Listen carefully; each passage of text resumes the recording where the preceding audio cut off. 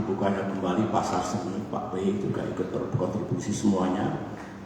Setelah 10 tahun jeda, 2014 dibuka lagi, 2015. Mudah-mudahan ini jadi movement kembali, bukan hanya untuk Bandung, Jawa Barat, tapi juga untuk Indonesia dan dunia. Bukan hanya para seniman budayawan, tapi kita semua. Saya masih ingat teman-teman ketika tahun 2016 mendapatkan pengakuan sebagai keluarga besar ITB dengan diberikan kepada saya doktor kehormatan waktu itu. Saya masih ingat yang saya sampaikan dulu, topiknya adalah kontribusi science and technology terhadap green economy dan juga sustainable development. Waktu saya menyampaikan pidato itu, kapasitas saya adalah sebagai Presiden GGGI, Global Green Growth Institute, yang kantornya ada di Seoul, Korea Selatan. Saya digantikan oleh sahabat dekat saya sekarang ini, Ban Ki-moon. Apa yang kita sampaikan dulu masih relevan dan makin relevan sekarang ini. Urusan sustainability, urusan selamatnya bumi dari krisis iklim, dan kemudian pembangunan berkelanjutan yang adil, mengurangi kemiskinan sejagat, good for everybody. Saya harus mengatakan itu lahir pada tahun 2015. Golden Decade itu 2010 sampai 2020. Pemimpin dunia kompak, G20 kompak. Sekarang saya tidak seperti itu lagi. Artinya, our global agenda, our challenge itu lebih menantang lagi untuk bisa dicapai dengan baik. Yang kedua, saya bertemu lagi dengan teman-teman dari ITB di Jakarta. Ada acara yang dilaksanakan Sekolah Business Management tahun lalu. Saya juga bicara sekali lagi tentang green economy dan sustainable development. Semoga komitmen kuat ITB ini benar-benar menjadi bagian dari solusi besar untuk negeri kita, untuk dunia kita. Bapak Ibu yang saya muliakan, saat ini saya merasa bersyukur, alhamdulillah, karena saya masih sering diajak teman-teman baik di dalam negeri maupun di luar negeri untuk membahas isu peradaban dan kebudayaan, juga tentang krisis iklim dan lingkungan, juga tentang sustainability dan pembangunan berkelanjutan. Dan 2 hari yang lalu saya juga hadir dalam forum di Jakarta yang membahas secara jernih, objektif, bagaimana transisi energi sebagai bagian dari transformasi ekonomi menuju green economy itu berjalan dengan baik. It is very challenging, not only di Indonesia tapi di seluruh dunia. Meskipun sekali-sekali saya masih juga diajak di berbagai forum internasional membahas geopolitik, peperangan dan perdamaian, dan what will happen di dekade ini. Ada yang bilang perang dunia ketiga tidak bisa dihindari, mungkin berasal dari Pasifik, mungkin dari Timur Tengah, mungkin dari Eropa. Saya katakan, ya, bisa saja perang dunia ketiga terjadi. But one thing, World War III can be prevented. World War III can be avoided. If we want to. Sama dengan apakah bumi akan sekarat, dunia akan kiamat, generasi mendatang tidak punya masa depan. Saya katakan, bisa saja. Ada skenario input itu, ada tren yang tidak baik. But masih ada waktu. Tuhan itu Maha Pemurah. Kalau kita betul-betul sadar bersama-sama to do something dan tidak do nothing to save our planet, to save future human life. Itulah semangat yang saya yakini sebagai mantan pemimpin dunia dan pemimpin Indonesia, dan saya ingin Bapak Ibu teman-teman memiliki semangat yang sama, energi energi yang sama, tekad yang sama, to do something to save our future. Tahun 2023, 2 years ago, saya diundang untuk menyampaikan pidato kebudayaan di Taman Ismail Marzuki. Judul pidato saya waktu itu adalah mematahkan mitos masa lalu yang membelenggu. Mitos itu bagian dari budaya, mitos bagian dari peradaban. Mitos itu mistaken belief, sesuatu yang menjadi dongeng keyakinan padahal belum tentu benar, belum tentu proven in our history. Saya angkat contoh, dulu di era Orde Baru kita disuruh memilih, kalau you ingin ekonominya bagus, lupakan demokrasi. Kalau kita ingin negara kita aman stabil, tidak perlu kebebasan seperti itu. Mitos, myth. Dengan rasa syukur saya bisa mematahkan mitos itu. Karena 10 tahun dulu ekonomi itu bagus, 6% of growth, tanpa mengurangi ruang untuk demokrasi. Kita bisa menjaga stabilitas nasional for 10 years tanpa menekan freedom dari rakyat kita, sehingga para pemimpin Indonesia siapapun, kapanpun, percayalah bahwa kita sudah mematahkan mitos masa lalu yang membelenggu. Kita harus melanjutkan perjalanan bangsa dengan pikiran yang positif dan tanpa dibayang-bayangi oleh mitos-mitos yang saya sampaikan tadi. Kemudian beberapa saat yang lalu sebagian teman hadir, saya juga menyampaikan pidato peradaban di Jakarta dengan judul World Disorder and the Future of Our Civilization. Ini juga sedang topik ini di seluruh dunia. Saya bicara di Tokyo, di California soal ini, bagaimana peradaban kita bisa dijaga, our civilization, sehingga kita punya optimisme untuk masa lalu. Bapak Ibu sekalian, saya harus jujur, saya cemas kalau dunia ini gagal untuk bersatu dan berkolaborasi untuk menyelamatkan bumi dan menyelamatkan kehidupan manusia. Pengetahuan dan pengalaman saya yang sangat aktif dalam dunia ini, memang saya berhak untuk cemas. Saya diberi kesempatan oleh sejarah untuk aktif dalam international conference dan pernah menjadi tuan rumah di Bali tahun 2007, yaitu UN Conference on Climate Change. Hampir gagal, tetapi akhirnya di Bali kita lahirkan Bali Roadmap. Bali Roadmap inilah cikal bakal untuk proses multilateral perserikatan bangsa-bangsa hingga lahirnya Paris Climate Agreement pada tahun 2015. Tadi saya mengatakan saya juga pernah memimpin Global Green Court Institute, domainnya juga ini, Sustainable Development. Saya ikut merumuskan SDGs bersama 27 tokoh sedunia. Saya memimpin bersama Perdana Menteri Inggris David Cameron dan Presiden Liberia Johnson Sirleaf. SDGs atau Sustainable Development Goals itulah, setelah saya lihat sekarang ini sepertinya progresnya tidak seperti harapan kita. So the conclusion is, jika kita menjalankan kegiatan business as usual, there is no big push untuk SDGs dan untuk implementasi Paris Climate Agreement.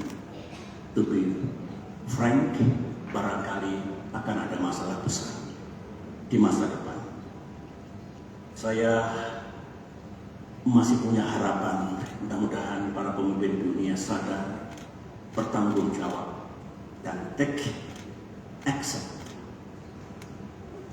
Saya mungkin keras, but I am saying again and again, kalau ada pemimpin di sebuah negara, pemimpin dunia, tidak percaya pada perubahan iklim dan andai kata percaya tapi do nothing, itu menurut saya bukan hanya irresponsible, tapi juga immoral.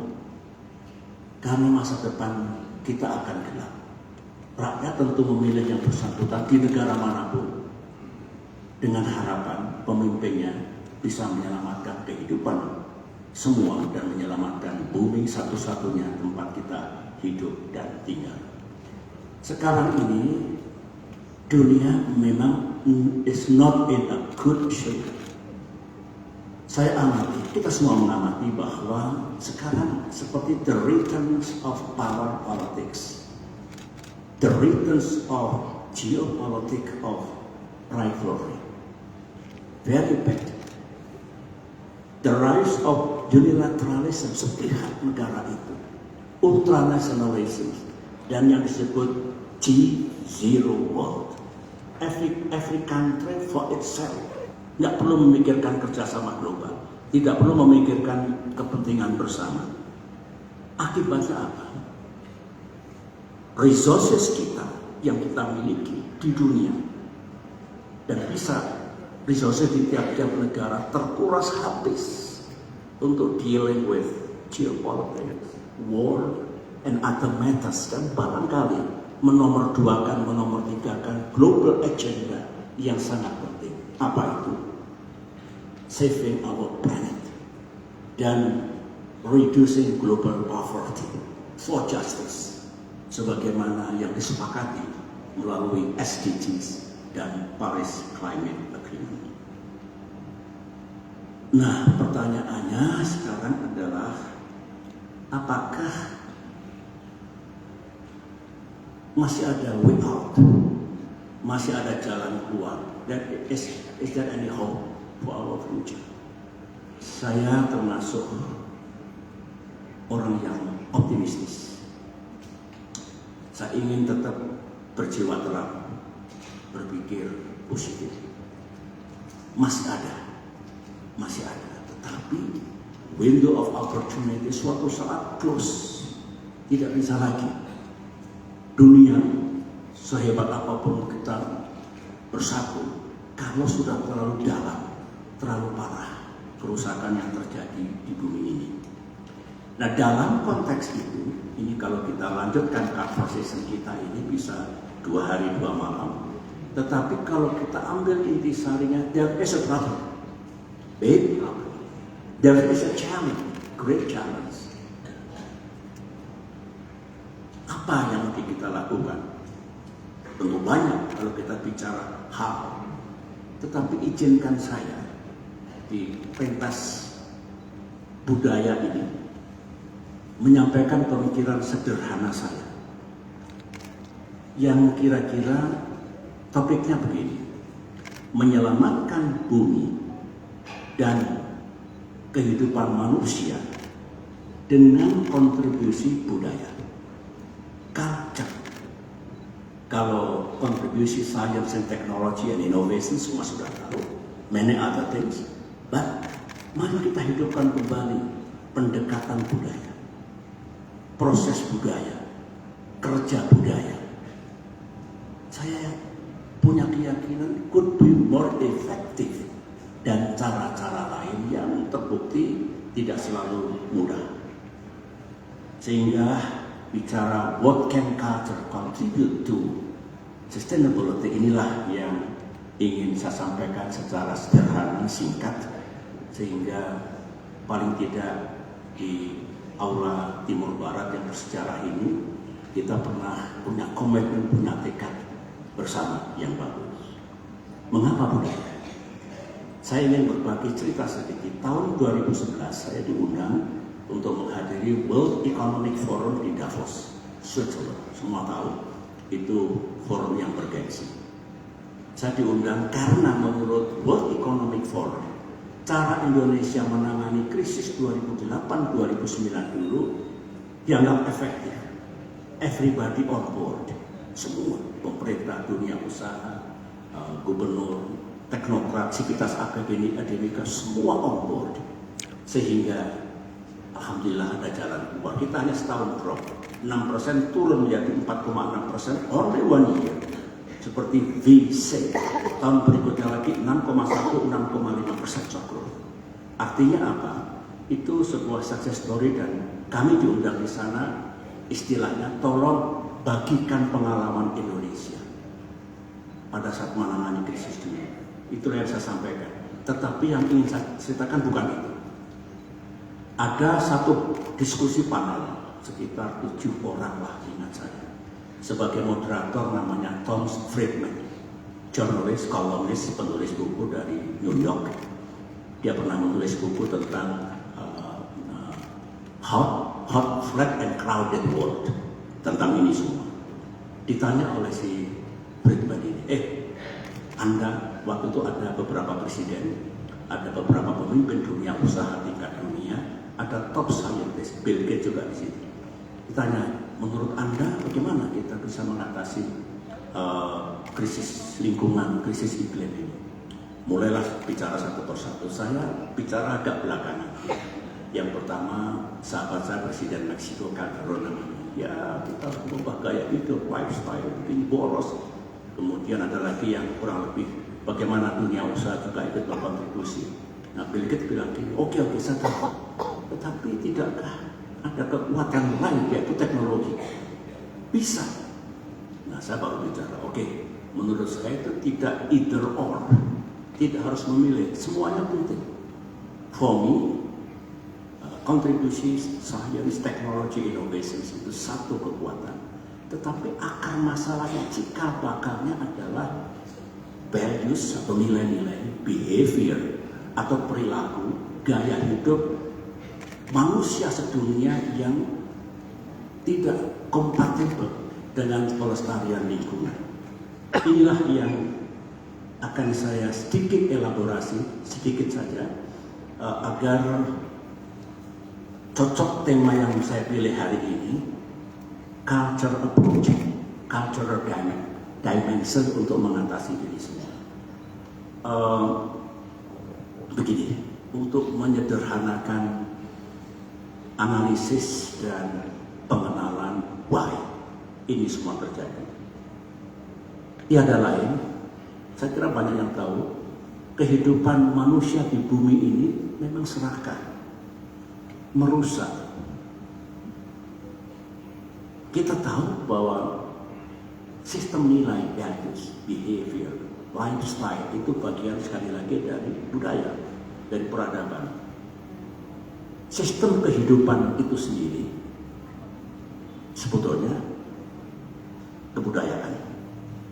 Oleh karena itu, kalau penyebab utamanya human behavior yang rakus, yang serakah, greedy, not need, karena beda sekali greed sama need itu, maka yang mesti diperbaiki itunya.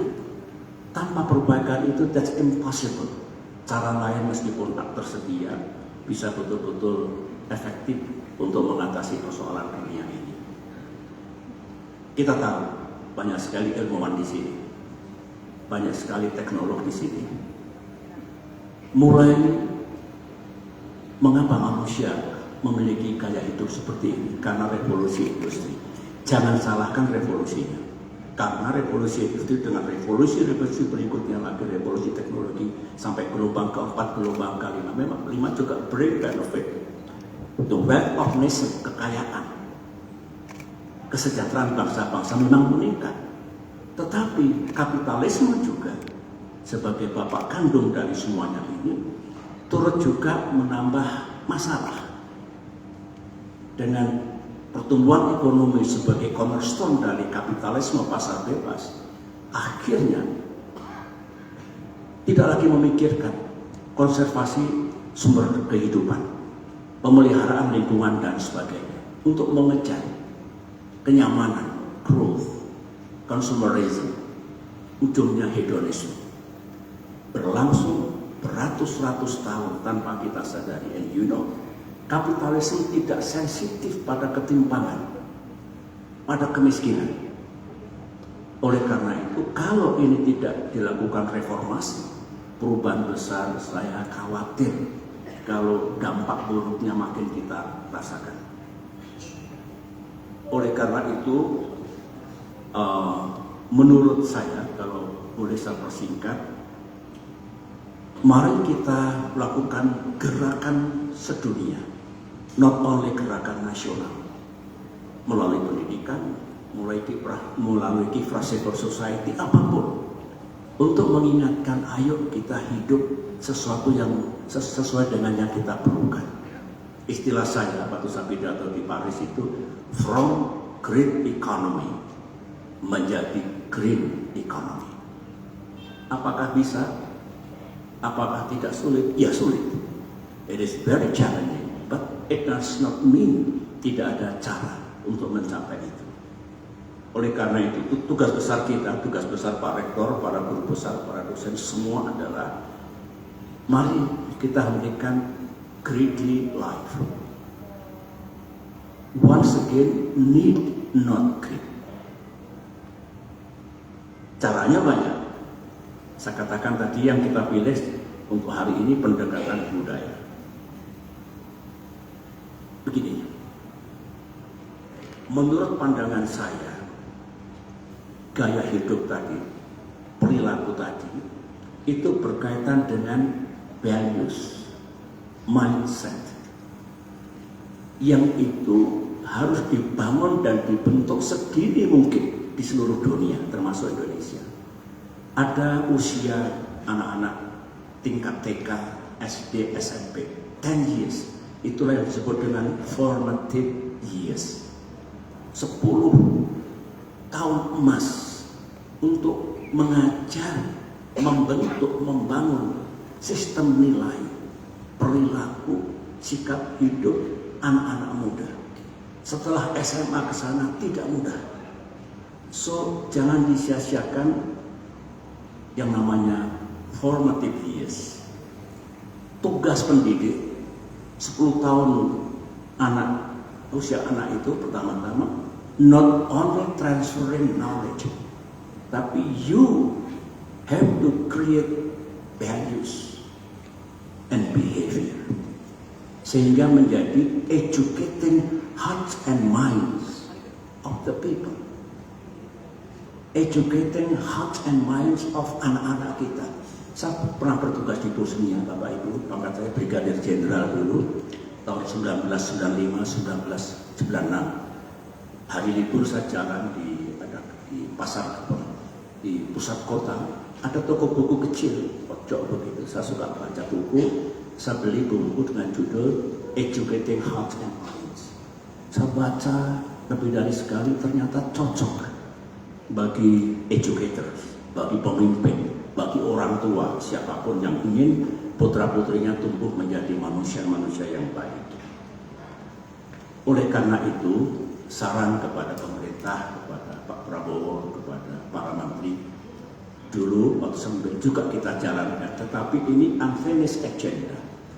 Harus dilakukan terus-menerus pada generasi manapun, pemerintahan manapun, agar berdasarkan falsafah educating hearts and minds, dilakukan penataan sistem, metodologi, dan evaluasi pendidikan yang pas. Mari kita bayangkan, kalau kita rajin mendidik anak-anak TK, SD, SMP, berarti 10 tahun kita punya waktu yang cukup untuk membuat mereka ini menjadi anak yang disiplin, dalam arti yang luas, menjaga kebersihan, punya budaya antri, buang sampah pada tempatnya, makan tidak berlebih-lebihan, tidak dibuang-buang, hidup hemat, mencintai alam dan lingkungannya, love the nature, baik sama teman, tidak suka kekerasan. Itu bagus kalau diinternalisasikan, dibentuk, dilakukan 10 tahun pertama ketika anak-anak kita mengikuti pendidikan, tentu dan lain-lain. Jadi kesimpulannya, melalui budaya bisa dibentuk, bisa diperbaiki akar masalah, the root cause of mengapa bumi kita seperti ini, mengapa kehidupan manusia menjadi tidak aman. Bapak Ibu, yang ingin saya sampaikan intinya itu. Nah, sebagai penutup, memang diperlukan conversation dan dialog yang lebih lengkap dan lebih mendalam. Saya hanya menyampaikan pokok-pokoknya saja. To save our planet and bagaimana the future of our human life itu menjadi bagus. Saya berpendapat unsur manusianya lah yang utama. Sentuhlah di situ. Dan ITB adalah atau berada di garda depan dalam kontribusinya untuk teknologi, ilmu pengetahuan, dan juga inovasi. Sangat bisa menjadi solusi yang bagus ke depan. Tetapi jangan hanya mengandalkan teknologi, science, innovation tanpa memperbaiki tata nilai, perilaku, gaya hidup manusia sejati. Sebab kalau yang dijadikan andalan hanya teknologi yang creating behavior positive ini tidak dilaksanakan, kerusakan yang terjadi lebih cepat dibandingkan apa yang bisa kita perbaiki. Itulah intinya, dan ITB terima kasih sekali lagi. Teruslah menjadi world class university yang dibanggakan bangsa Indonesia.